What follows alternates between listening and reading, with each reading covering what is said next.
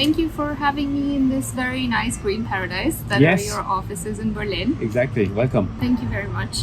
For everyone watching, we're reporting from Berlin. My name is Mansha Marwah. I head sustainability for GCL SI EU.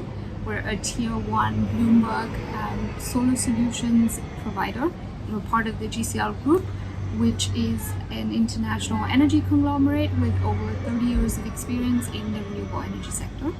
And I'm here with Christian. Exactly. Well, thank you again for coming. My name is Christian. I am in charge of heading our German operations and development at EcoTree. We are a forestry and nature development company. So our objective is to make sure that nature has more space than it has now and is in a better state, with a focus on Europe. We were originally started in France and are now present in other countries, including Denmark and Germany. And again, with the focus on carbon capture, biodiversity development, water projects and the likes, and obviously doing so in partnerships with companies who are particularly committed to fighting climate change and the loss of biodiversity. So like us. Exactly. Maybe to start, also, which will answer the question, what brought you here, etc. What are your, let's say, large sustainability strategy and goals? Yeah, so we really try to embed sustainability in our sort of core business operations. But our main overlying strategy that we introduced earlier this year was called Next. It's Nature, Equity, Excellence, and Trust. It really just highlights our dedication to ESG principles and sustainability practices, and us wanting to drive that meaningful change in the industry. Environmentally speaking, obviously we want to promote as circular of an economy as possible, conserve and minimize waste, conserve the natural resources, and then carbon reduction is always on the top of everyone's agenda these days. It's at the top of ours as well. We also launched our scope 1, 2, and 3 absolute reduction targets as part of the 2023 ESG report. And like I announced at Intersolar, we're in the process of finalizing our membership to RE100. Socially speaking, we have a very stringent business partner code of conduct, which applies to both upstream, downstream, and that really sets out our legal and ethical standards that we expect all of our partners to comply with.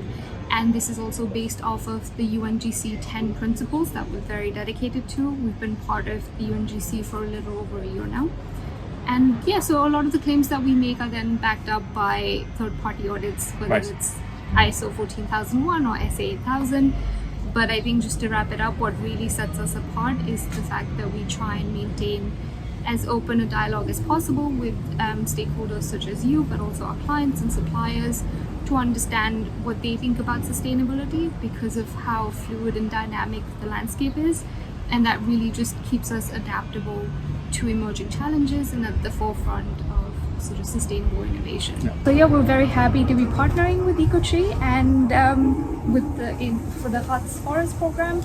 And I think everyone would like to know a little more about it and also about sustainable forestry. Sure. Because I think it's new to a lot of people. Yeah, no, absolutely. So yeah, we come, as you rightly said, we come from the let's say the forests and the forest world, which obviously has trees, but not just. It's about the entire ecosystem and maintaining it in healthy conditions, or which is the case of the Harz forest, making sure that a new forest and a new ecosystem which we create has the best chances of surviving, particularly in the context of changing climatic conditions, right? Which is basically, and that's exactly what we've seen in the Harz, it's more stronger rains for shorter periods, but then also prolonged period of drought, which especially in that ecosystem, which was basically a monoculture plantation, just like many areas in Germany where after World War II we needed quick growing woods for coal firing, building, etc.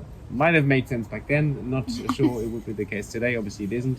Yeah. And so the combination of drought, not enough rains, and then the bark beetle basically killed the entire plants of monoculture spruce trees. So what we're looking at now is an area which is, it's thousands of hectares.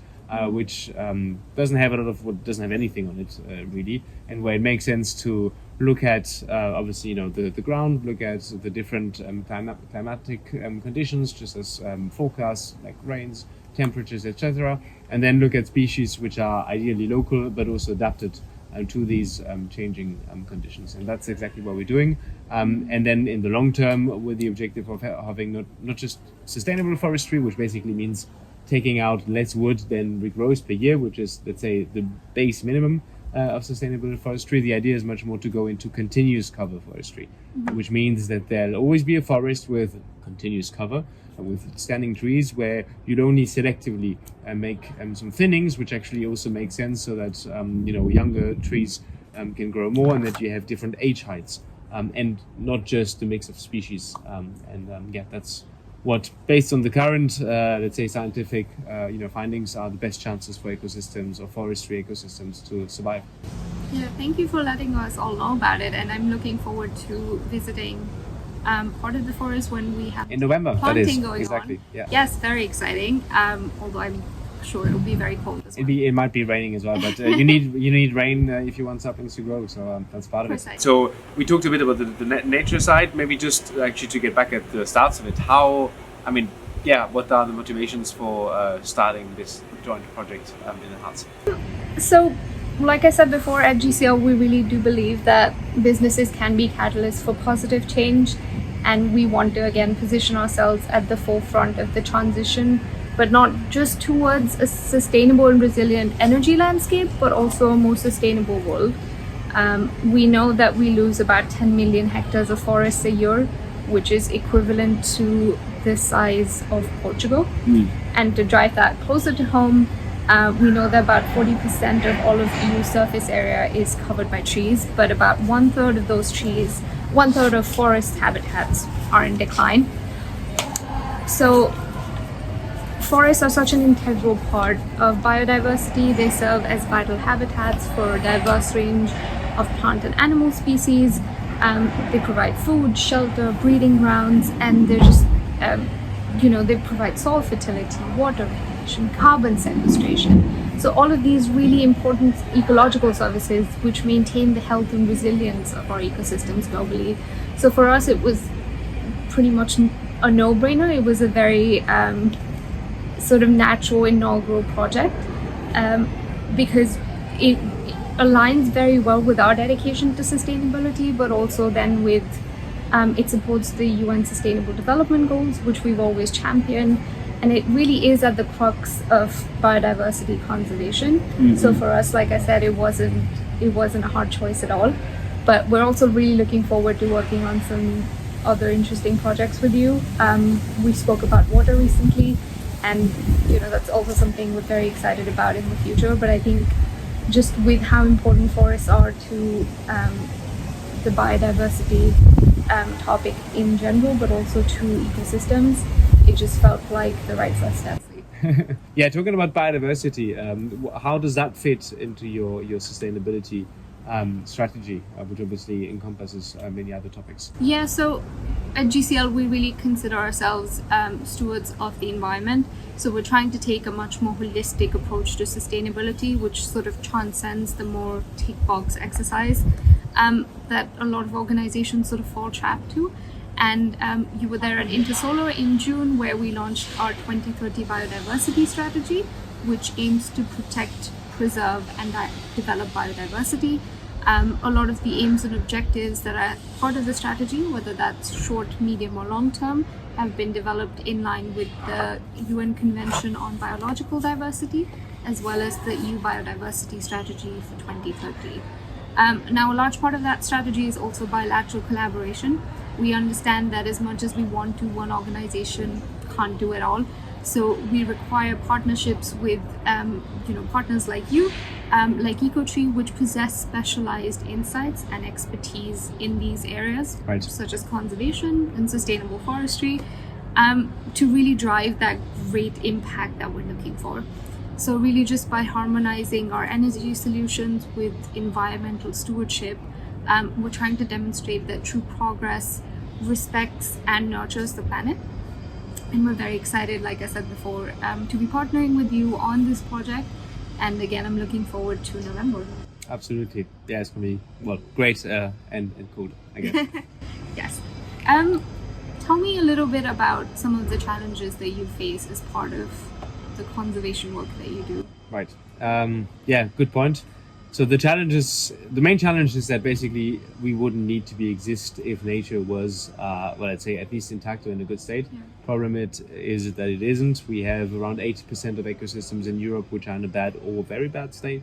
Yeah. So that sort of gives you the main reason why we exist, and collective climate and biodiversity action is needed. I think from the challenges, that's obviously the main challenge, right? And then from, let's say, the operational challenges, it's pretty various. There's a lot of headwinds, obviously coming, from landowners, industries, the political and economic state at the moment is, let's say, not the best either, with economic crisis, or at least companies not necessarily ready to spend. And again, we need public but also private funding to do this. That's the most important thing. Companies, especially the ones which obviously are polluting as well, everyone needs to contribute, right? That's the main thing. I think what's particularly interesting at the moment as well is that a lot of companies are getting more and more professionalized. I think of CSRD or CSDDD. There's a lot of work obviously coming towards them, which I think is good.